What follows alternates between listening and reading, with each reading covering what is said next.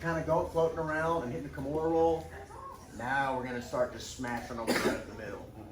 This is generally what I do after the X pass doesn't work. I don't necessarily go for the rolling Kimura a lot. I will, but it's kind of highlight reelish. So if I'm more worried about a game opponent, I might not go for the Kimura right out of the gate. It might be like, all right, let me surprise this mofro. If I'm worried about my bread and butter stuff, I hit the X pass first. If I don't get the X pass, I'm gonna go for a knee slice. I know Coach Ben taught a lot of knee slices on Tuesdays and Thursdays recently, so this should be fairly familiar. I got some fun details for you. Matt hates this. So, to what I said earlier, I know Matt's trying to leg lock me when he sits down in front of me like this. So we have two options for the knee cut that I personally use. Phase one for establishing the knee cut, guys, I take the center space in between Matt's legs, but I don't leave my foot in that no man's land. Lay back for me real quick. So if my foot is just here in the middle, we're gonna call that no man's land for the sake of what I'm doing. Everybody with me so far? I never ever leave my foot just dangling in no man's land. Everybody with me so far? If he's any kind of competent leg locker, you just gave him a big juicy steak and said, here you go, sir. Come on back up. My shoelaces, or where shoelaces would be, are either gonna connect to the same side hamstring or the cross hamstring. That's like super big, mega important detail. Take that one home with you.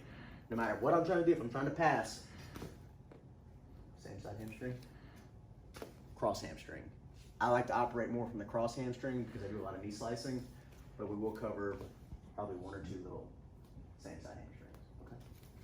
So, as I enter to put my foot into the cross hamstring, guys, I either want the underhook or I'm gonna club them. And when I club them, I mean I'm gonna club them. I'm not just gonna establish a collar tie. I smack the hell out of them. Not a good way to make friends in your training classes, but competition-wise, I highly encourage the club. So, we'll start with the underhook, guys. I step up to the toe line, hit the cross hamstring. I'm digging the underhook. In this hand, I can either grab with my thumb in the normal position and pull his arm up, or I can catch this grip, and as I hit my knee slice, pin. Everybody here so far? I like to come here first. It's a good place to kind of stop and secure the fact that I am passing without having to be in a huge rush. If you can do it fast, I encourage you to, but this is just for detail purposes. Once I get here, guys, I'm gonna start dropping this knee down to where my hip hits the floor. Then I slide out, side control.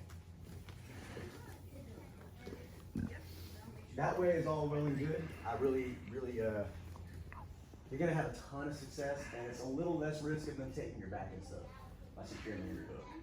So again, toe line, hamstring, underhook, boom, knee slice through. Cool? Now, the reason I even kind of figured out the collar tie variation is because no one lets you have an underhook. No one's ever gonna let you have an underhook. You just let that dream go. I wish people would give me underhooks. So if I know Matt's got that elbow in and I can't get this underhook to pass this way, everybody with me so far? I'm gonna get a collar tie. Do it slow while you're drilling with each other right now. Yeah, so, boom. I catch and I secure the collar tie. Now, I still have to worry about him clearing the collar tie, but it gives me time to push him flat. He has the underhook, so I can't really be lackadaisical here. I gotta be paying attention. I can either swim my underhook back and then finish my pass, or what you'll see me do more often than not is as I hit my knee cut, I stop right about here when my foot comes free, and I pivot around. You see how as I pivot around, I go elbow to elbow? Now we're right off the more serious.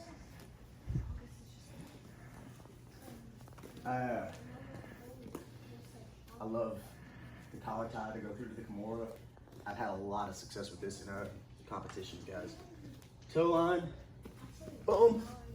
As I pivot around, right to the here, boom. Now you can go personal preference. You can take the back, you can get the side control. You can start trapping their head and arm. Work the Kimuras, you can just lock them, poke them in the belly, whatever you want to do. The big details on this stuff, guys, is getting my leg to where it's safe. He cannot leg lock me right here. By the time he sits down and starts doing that, I can no hands pass with it. Okay. So, my foot's safe, and I have a clear path through the guard. Cool. One more and we're good. I don't care if you do the underhook or the collar tie.